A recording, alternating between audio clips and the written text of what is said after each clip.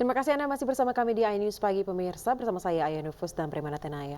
Pemirsa, Manchester City menghajar Liverpool dengan skor 4-1. The Citizens masih menempel ketat Arsenal di peringkat 2 klasemen sementara. Right place, right time, and he had the composure just to tuck it away in the Pesta gol City ditutup pada menit 73 oleh Jack Grealish yang memanfaatkan umpan De Bruyne. Finishes Manchester City 4. Liverpool. Pemirsa, Presiden Joko Widodo menemui Timnas Indonesia U20 untuk memberikan semangat setelah gagal berlaga di Piala Dunia di Gelora Bung Karno pada Sabtu sore.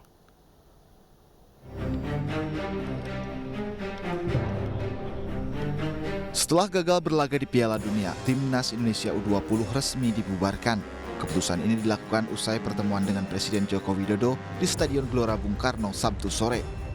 Kedatangan Presiden untuk memberikan semangat kepada Timnas U20 setelah gagal berlaga di Piala Dunia U20 karena FIFA mencoret Indonesia sebagai tuan rumah. Presiden juga meminta agar Timnas tidak larut dalam kesedihan dan kekecewaan. Presiden pun menyebut Garuda Muda masih memiliki banyak kesempatan untuk bermain di laga lain seperti di SEA Games. Tadi saya sampaikan bahwa ke depan kita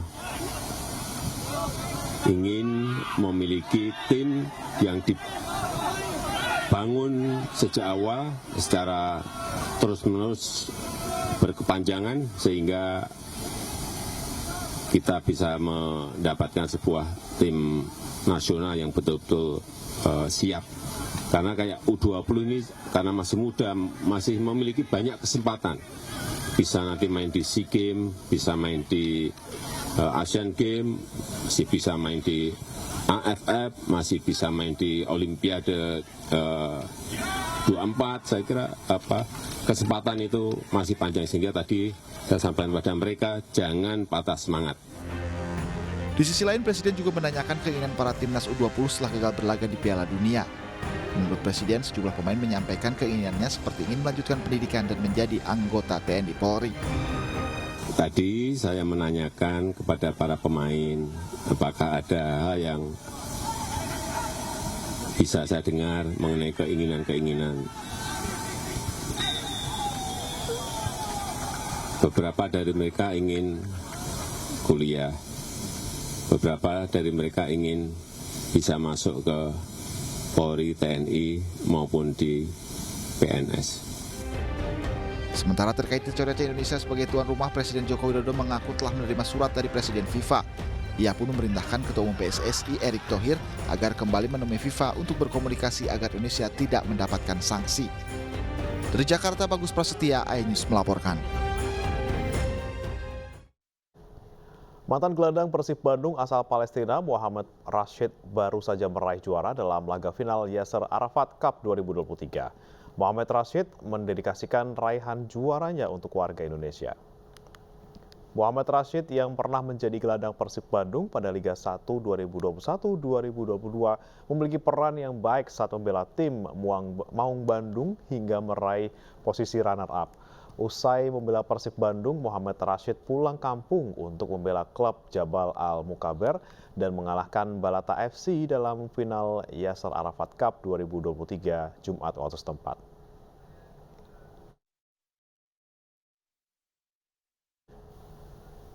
Raihan juaranya dalam Liga Yasser Arafat 2023 ia dedikasikan untuk seluruh warga Indonesia. Dalam unggahannya di akun media sosialnya, Muhammad Rashid mengangkat trofi dengan memakai jersey Timnas Indonesia nomor 11 milik Victor Igbonevo di Piala AFF 2020. Tak lupa dalam unggahannya dengan mengucap syukur, dirinya juga mencantumkan simbol bendera Indonesia.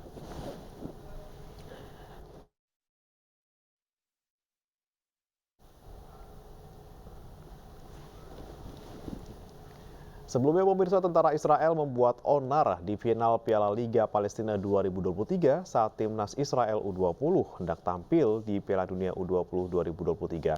FIFA didesak mengambil tindakan terhadap Israel. Laga final Piala Liga Palestina 2023 antara Balata FC dengan Jabal Al-Mukaber terhenti selama 1 jam. Penyebabnya adalah para tentara Israel masuk ke lapangan dan melepaskan tembakan gas air mata ke lapangan hingga ke tribun stadion. Akibat insiden tersebut, para pemain dan supporter yang berada di stadion menjalani perawatan karena berdesakan untuk menghindari serangan.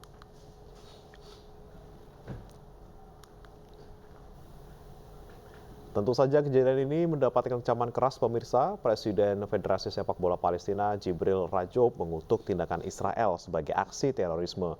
Hal ini terjadi menjelang tampilnya timnas Israel U20 di Piala Dunia U20 2023. Keberhasilan mereka lolos ke putaran final menyebabkan penolakan besar-besaran di Indonesia.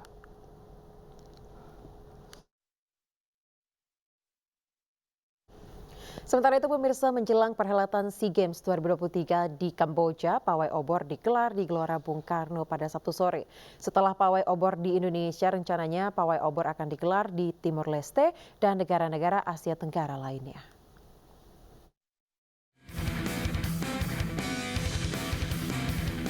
Pawai obor SEA Games 2023 digelar di Stadion Utama Gelora Bung Karno, Jakarta, Sabtu sore. PLT Menpora Muhadjir Effendi bersama Ketua Komite Olimpiade Indonesia Raja Sabta Oktohari membawa obor dalam pawai ini. Pawai diikuti 300 orang yang terdiri dari atlet, pelatih, perwakilan federasi nasional, hingga komunitas olahraga dan masyarakat. Atlet karate Indonesia Cok Istri Agung Sanistiatani menjadi pembawa obor hingga titik terakhir. Meski diprediksi kehilangan 39 medali emas, kontingen Indonesia tetap optimis menampilkan performa terbaiknya di ajang pesta olahraga terbesar di Asia Tenggara. Ya, alhamdulillah hari ini kita baru saja menyelesaikan rangkaian dari torch relay yang diberikan oleh Kamboja ke Filipina, dari Filipina ke Indonesia, dan setelah ini akan ke Timor Leste. Terima kasih Pak Menko PMK Acting Menpora Pak Profesor Muhadjir Effendi, All Excellency dari Kamboja, perwakilan dari Kamboja, dan juga para stakeholder olahraga yang bergabung hari ini. Dan ini harapan kami, api ini akan membakar semua semangat Olympianism dan juga SEA Games atau Asia Tenggara Games di Kamboja nanti di tahun 2023. Kegiatan pertama kali yang akan menjadi legacy untuk Kamboja. SEA Games 2023 akan digelar mulai 5 Mei mendatang di Kamboja dan akan menjadi yang pertama kalinya Kamboja sebagai tuan rumah. Pada SEA Games 2021, Indonesia berada di peringkat ketiga di bawah Vietnam dan Thailand. Dari Jakarta, Salam Rahmat, Muhammad Damar Wicaksono, iNews melaporkan. Kecil-kecil cabai rawit pemirsa masih kecil sudah seperti atlet. Rasanya pujian ini layak disematkan pada murid sekolah dasar Negeri Sawah 3, Kecamatan Panggang, Gunung Kidul, Yogyakarta. Video mereka bermain bola voli layaknya atlet profesional viral di media sosial.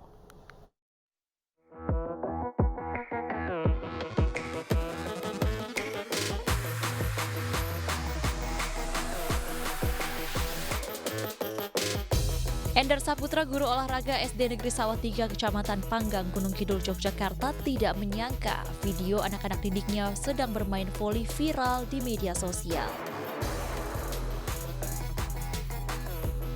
Telah ditonton sebanyak 17 juta kali dan dibagikan lebih dari 26.000 kali. Banyak netizen kagum dengan permainan voli anak-anak sekolah dasar Negeri Sawah 3 tersebut. Pihak sekolah mengaku bahwa siswa-siswi di sekolah tersebut memang memiliki bakat minat khusus di bidang olahraga voli sejak di bangku taman kanak-kanak.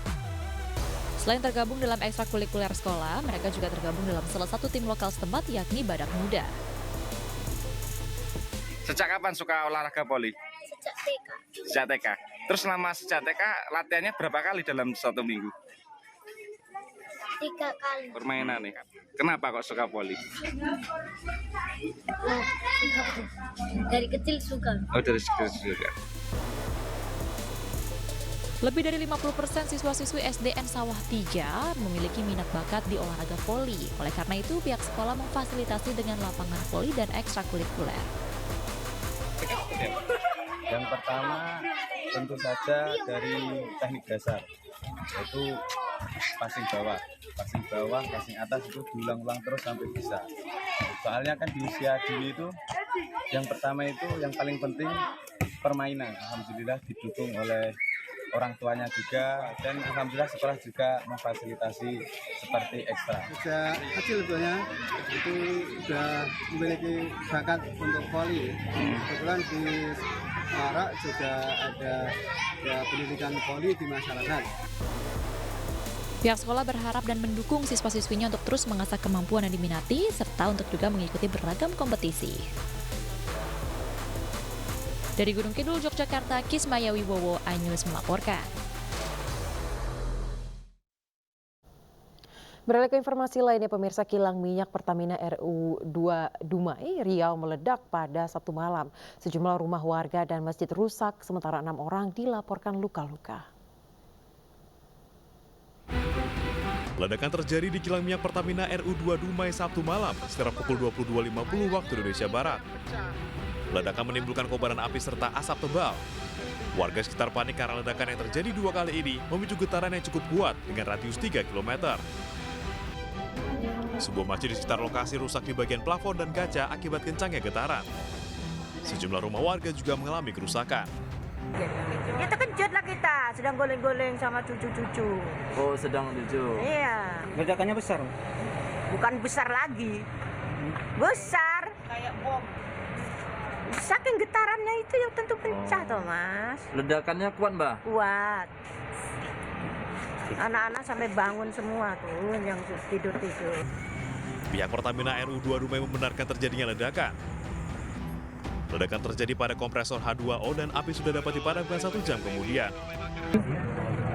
Berikan waktu kepada kami untuk bisa mengkondisikan lebih baik lagi kilang ini, dan tentu kami juga tidak akan tinggal diam bersama dengan aparat pemerintah, Lurah, LPMK, dan aparat penegak hukum. Kami akan turun bersama-sama ke lapangan untuk mendata kerugian-kerugian yang Bapak Ibu rasakan dari musibah ini. 6 orang dilaporkan mengalami luka-luka dan dibawa ke rumah sakit. Pertamina RU2 mengaku akan bertanggung jawab terkait dengan dampak yang ditimbulkan akibat ledakan. Dari Dumai, Riau, Denny Swandi, iNews melaporkan. Kebakaran hebat melanda sebuah rumah dan toko di Semarang, Jawa Tengah pada Sabtu malam, pemirsa. Dugaan sementara kebakaran akibat korsleting listrik.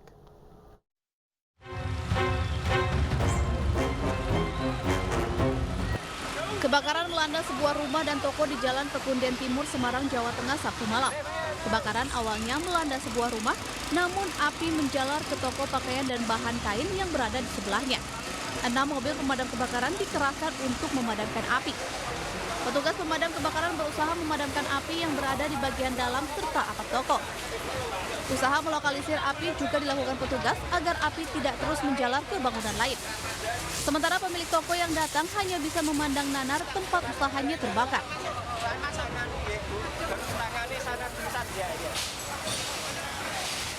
Saya sih cuma asap aja, asap hitam. Terus lama-kelamaan jadi banyak, kita tinggal cari relawan buat manggilin itu. Udah benar. Itu buat apa itu toko. Toko yang depan ini toko, yang belakang rumah. Cuman toko kayak baju, kayak sofa gitu ya, sama berdiri sofa. Jam berapa? Jam 4. Tutupnya jam 4. Nggak ada penghuni yang jaga ya? Tidak ada, kebetulan keluar semua. Sekira jam berapa tadi atau keluar? Jam setengah 8-an. Dugaan sementara kebakaran akibat korsleting listrik. Tidak ada korban jiwa dalam peristiwa ini, namun kerugian diperkirakan mencapai jutaan rupiah. Polisi masih meminta keterangan saksi untuk mencari penyebab pasti kebakaran. Dari Semarang, Jawa Tengah, Doni Marendra, iNews melaporkan. Sementara itu, pemirsa, 2 rumah di kawasan padat penduduk di Kelurahan Kapuk, Kecamatan Cengkareng, Jakarta Barat terbakar. Diduga api muncul dari hubungan pendek arus listrik.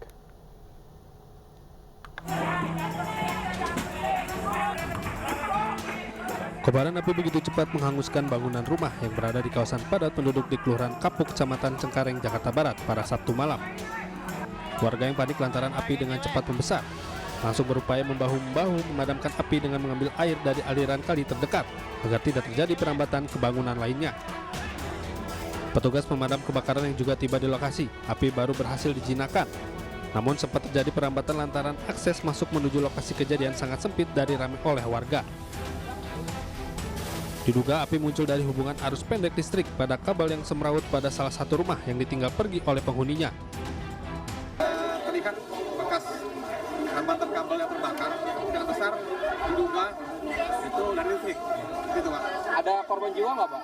Untuk korban jiwa nihil, sampai nihil nggak ada korban jiwa.